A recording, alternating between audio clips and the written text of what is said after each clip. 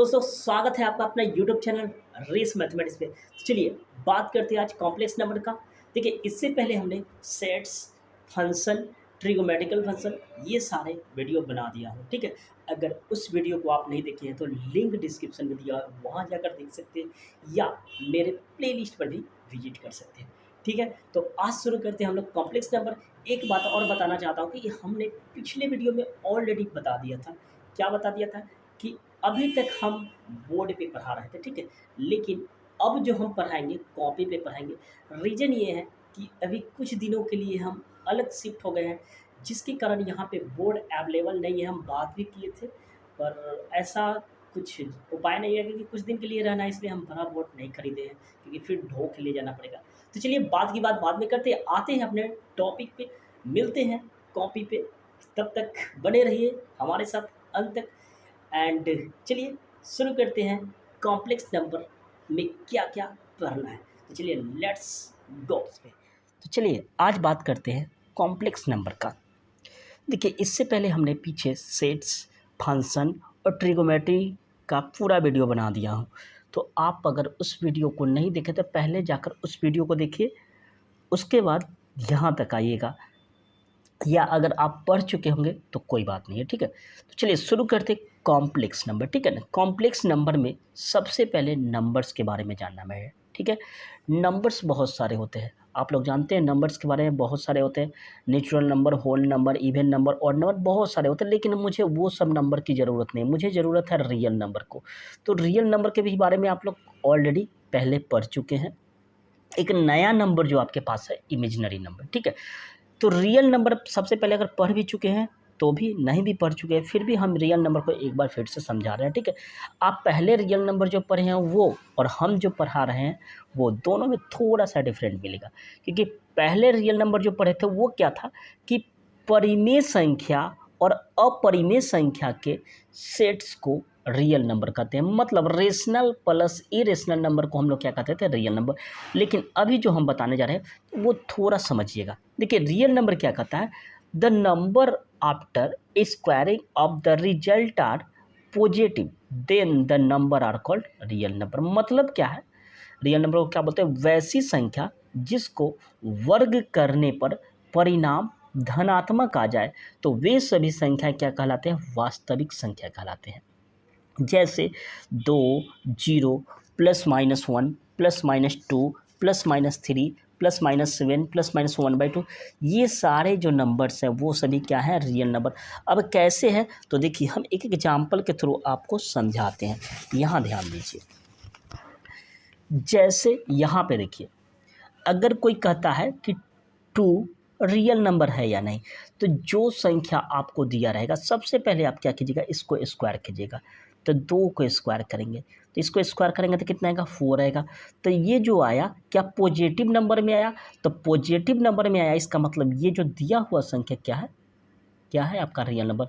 मतलब हम क्या बताएं कि जो भी संख्या दिया हुआ हो उसको स्क्वायर कीजिए, अगर उसका स्क्वायर करने पर रिजल्ट अगर पॉजिटिव आता है तो वो हो जाएगा आपका रियल नंबर, ठीक है।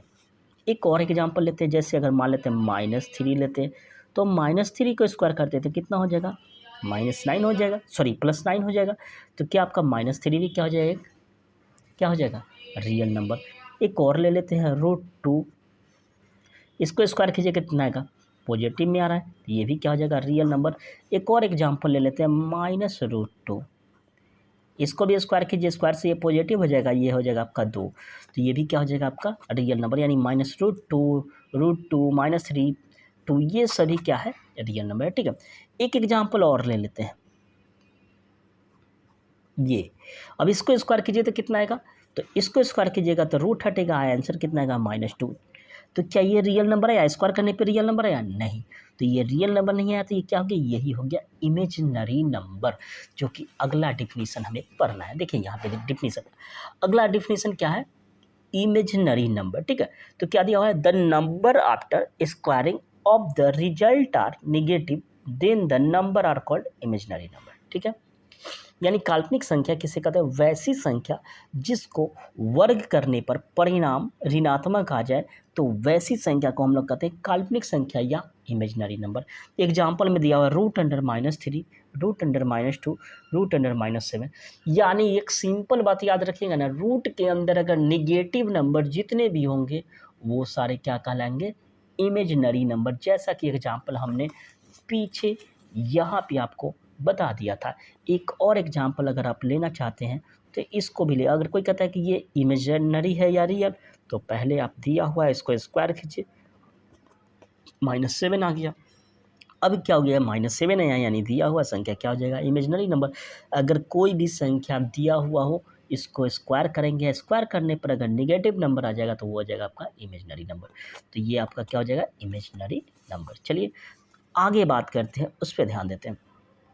अब नोट पे ध्यान दीजिए, आयोटा की बाद में बात करते हैं, पहले नोट पे फोकस कीजिएगा। नोट क्या दिया हुआ है, √1 पहला इमेजिनरी नंबर है, इसे हम आई से सूचित किए करते हैं। मतलब √1 जो है वो सबसे फर्स्ट इमेजिनरी नंबर है, इसे हम लोग क्या करते हैं, आई से सूचित करते हैं।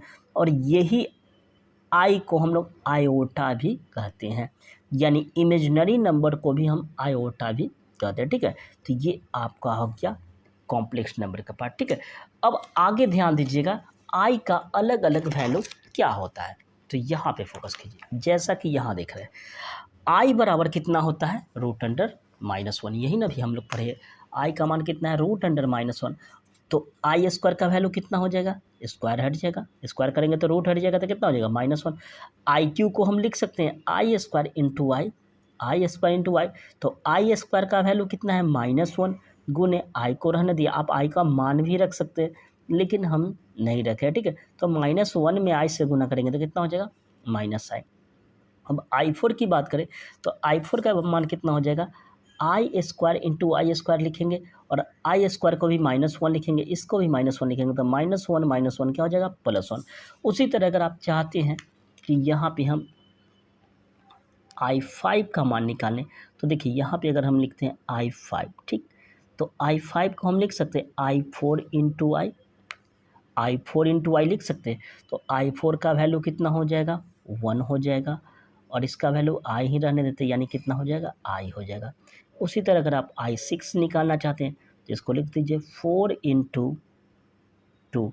आप सोच रहे हैं कि सर 4 की जगह पे हम 5 भी कर सकते हैं, 3 भी कर सकते हैं, बिल्कुल कर सकते हैं, लेकिन 4 थोड़ा इसलिए लिखते हैं कि इसका वैल्यू 1 होता है। ठीक है, तो i4 का वैल्यू कितना हो जाएगा, 1, आई स्क्वायर का मान कितना हो जाएगा, -1, तो क्या हो गया मेरा -1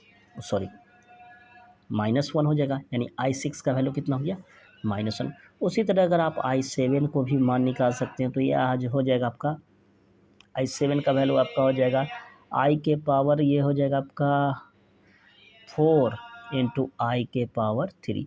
i4 का वैल्यू 1 है, i2 का वैल्यू हमें आ चुका है -i, यानी हो जाएगा -i। लास्ट 8 की बात करते हैं, तो i4 इंटू i4, तो 1 इंटू 1 बराबर 1।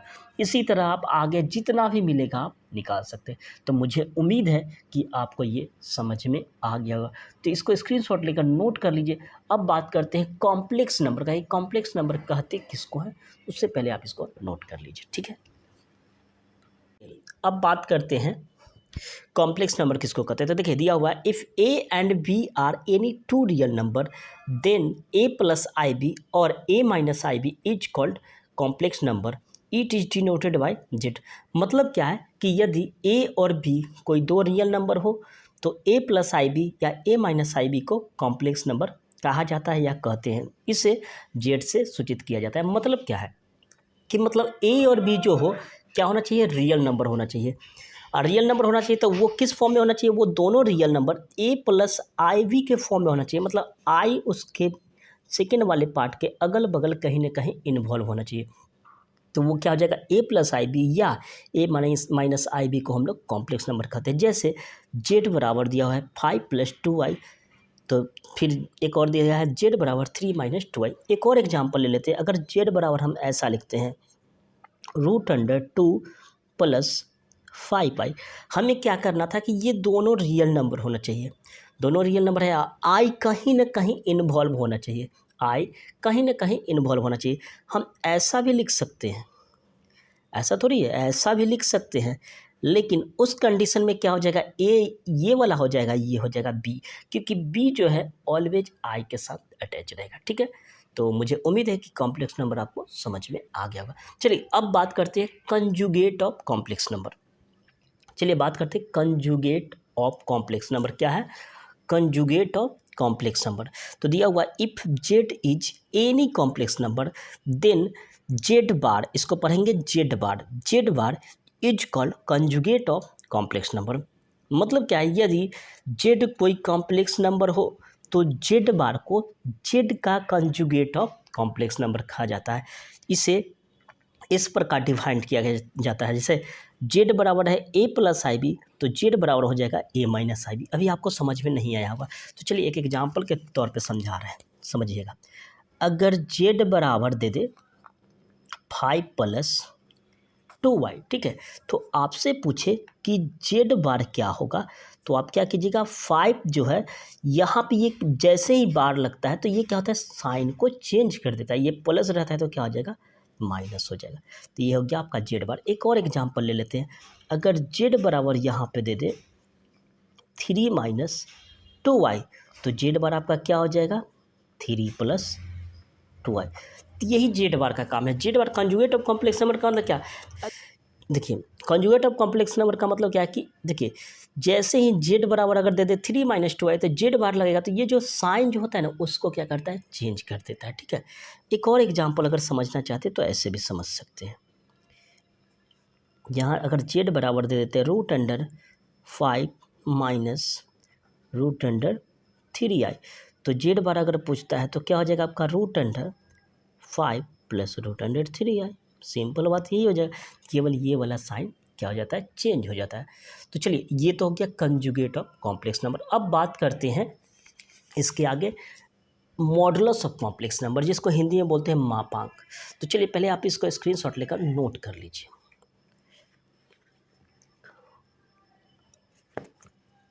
चलिए अब बात करते हैं मॉडुलस ऑफ कॉम्प्लेक्स नंबर का, ठीक है ना, यानी कॉम्प्लेक्स नंबर का मापांक।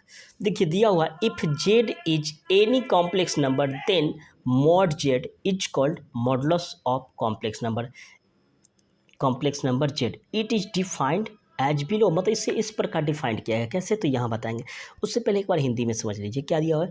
यदि जेड कोई कॉम्प्लेक्स नंबर हो तो मॉड जेड को, इसको मॉडुलस ऑफ जेड भी बोल सकते हैं, मॉड जेड को जेड का मॉडुलस ऑफ कॉम्प्लेक्स नंबर कहा जाता है या कहते हैं। जैसा यहाँ दिया हुआ जेड बराबर अगर दे दे a + ib, तो मॉड जेड जो हो जाएगा √a² + b² होगा। मतलब समझिए यहाँ पे अगर क्वेश्चन इस फॉर्म में हो, यदि जेड बराबर दे दे 2 - 3i, तो आपसे पूछेगा कि मॉड जेड क्या होगा। तो देखिए यहाँ पे लिखेगा चूंकि जेड बराबर 2 - 3i, तो मॉड जेड जो हो जाएगा दोनों रियल नंबर का क्या होता है, स्क्वायर हो जाता है। यहाँ +-3 का स्क्वायर, तो ये आपका हो जाएगा 2 × 4 और ये आपका हो जाएगा 3 × 9, यानी 9 × 4 = 13। यही आपका हो जाएगा मॉडुलस ऑफ कॉम्प्लेक्स नंबर। एक और देख लेते हैं। अगर जेड बराबर दे दे 5 + 3i, तो मॉड जेड क्या हो जाएगा आपका 5 का स्क्वायर 25, 3 का स्क्वायर 9, 9 5 9 25 9 4, तो यही आपका हो जाएगा मॉडुलस ऑफ कॉम्प्लेक्स नंबर। जैसा एक इसमें और हम लिख लेते हैं, यहाँ लिखते हैं जेड बराबर 3 + √2y, तो मॉड जेड कितना आपका हो जाएगा √3 का स्क्वायर + √2 का स्क्वायर, तो मॉड जेड का वैल्यू आपका हो जाएगा 3 3 जा 9, ये हो जाएगा 2, यानी 9 2 11। तो इसे बोलते हैं मॉडुलस ऑफ कॉम्प्लेक्स नंबर। तो मुझे उम्मीद है कि आपको ये चीज़ समझ में आ गया होगा। ठीक है, अब एक नोट जो बताते हैं उस पर फोकस कीजिएगा। ठीक है, एक नोट है, प्रत्येक कॉम्प्लेक्स नंबर का क्या, प्रत्येक कॉम्प्लेक्स नंबर का 2 पार्ट होते हैं। क्या होते हैं, दो पार्ट होते हैं। देखिए जैसे जेड बराबर अगर रहे ए प्लस आई बी, यहाँ पे दो पार्ट है, एक पार्ट ये है, एक पार्ट ये है, ठीक है। देखिए इस पार्ट को हम लोग बोलते हैं रियल पार्ट। क्या बोलेंगे? Real part. इस पार्ट को क्या बोलेंगे? Imaginary part. मतलब क्या होगा कि देखिए रियल पार्ट जो हो जाएगा आपका, रियल पार्ट ये आपका हो जाएगा ए एंड इमेजिनरी पार्ट जो हो जाएगा बी। मतलब आई के साथ जो लगा रहेगा वो क्या हो जाएगा आपका? Imaginary part. क्या हो जाएगा? Imaginary part. और जो अकेला जो रियल नंबर रहेगा उसे बोलेंगे रियल पार्ट। जैसे यहाँ देखिए एक और देखिए सम एग्जाम्पल, जैसे जेड बराबर अगर हम दे दिए 5 + 2y, तो आपसे पूछता है रियल पार्ट ऑफ जेड क्या है। इसको पढ़ते हैं रियल पार्ट ऑफ जेड, यानी रियल पार्ट ऑफ जेड मतलब कॉम्प्लेक्स नंबर। तो रियल पार्ट ऑफ जेड क्या है? तो 5। अगर कहेंगे इमेजिनरी पार्ट ऑफ जेड क्या है? तो 2। क्या हो जाएगा? 2। यानी आई के बगल में जो रहेगा वो इमेजिनरी पार्ट हो जाएगा और इसके बगल में जो रहेगा वो क्या हो जाएगा? Real part. ठीक है, ठीक है। एक होता है प्योर इमेजिनरी, एक होता है प्योर रियल। तो इसके बारे में भी समझ लेते हैं। अगर कोई क्वेश्चन इस फॉर्म में दे दे 3i, तो इसे हम लोग बोलते हैं प्योर इमेजिनरी। क्या बोलेंगे? Pure imaginary. अगर z बराबर ओनली फॉर 5 दे दे, ये भी देखिए कॉम्प्लेक्स नंबर है। कहेंगे सर कॉम्प्लेक्स नंबर कैसे है? तो देखिए इसको हम कॉम्प्लेक्स नंबर नहीं बना सकते हैं। 5 + 0i, इसको भी हम बना सकते हैं 0 + 3i। तो ये भी एक कॉम्प्लेक्स नंबर है, ये भी तो रियल पार्ट है कि नहीं? ये भी रियल पार्ट है, ये भी रियल पार्ट है, ये भी रियल पार्ट है, ये भी रियल पार्ट। तो इसे बोलेंगे प्योर रियल पार्ट, इसे बोलेंगे पार्ट नहीं प्योर इमेज रियल बोलिएगा, इसको प्योर क्या बोलिएगा? इमेजिनरी बोलिएगा। तो ये आपका नोट है।